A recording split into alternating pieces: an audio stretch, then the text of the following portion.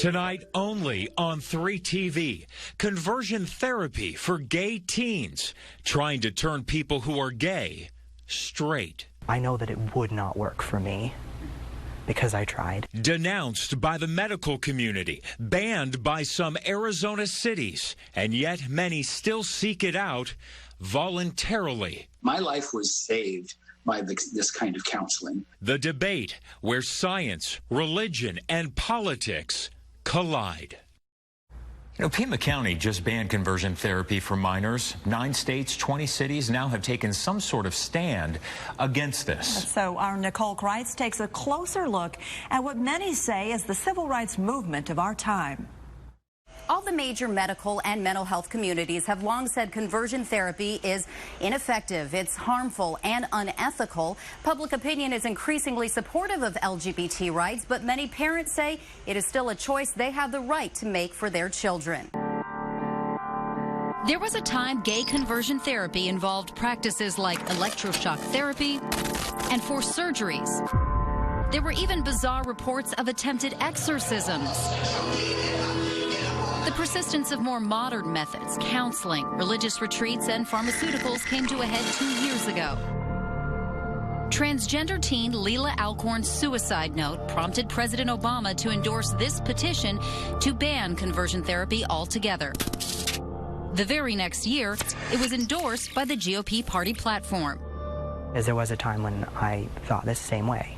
I just want this to be gone. I just want this to be fixed, to be cured. Ryan Glover left conversion therapy after going every week for about 6 months here in the Valley. And my therapist told me to have a hymn, any hymn that I wanted, but that I would have that hymn at the ready, so if I had a thought, any kind of homosexual thought, I could start singing this hymn to distract myself from it. When he came out to his parents at 18, the Mormon Church recommended a therapist. There has to be an end to these kind of practices that really damage our children for the rest of their lives. Pima County Supervisor and Democrat Richard Elias introduced the ban that passed in a 3-2 vote, split down party lines. An objective psychological problem exists that lies in the minds, not the body. The board heard every opinion from all walks of life, from this transgender woman who was an Eagle Scout and Army Ranger to this Southern Baptist pastor. There are kids in my church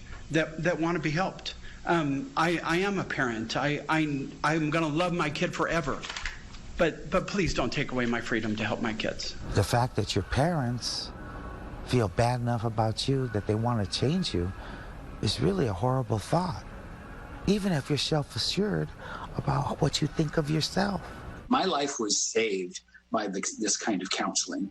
I was headed down a very self-destructive road, and being gay did not work for me. Journey into Manhood is an experiential program. Rich Weiler co-founded the Journey into Manhood weekend retreats 15 years ago.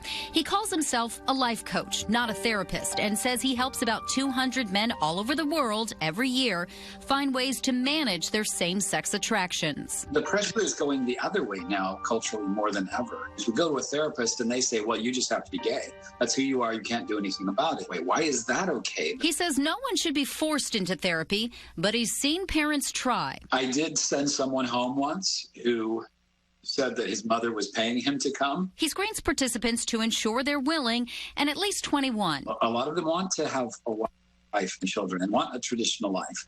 And we respect that. I felt pressure to do it just because of my upbringing. Matt Salmon, named after his father, the recently retired Republican representative from Mesa, went through Weiler's retreat and a year and a half of conversion therapy. It definitely was life-changing. And the reason for that is it set me on the path to become a child psychiatrist like I am today.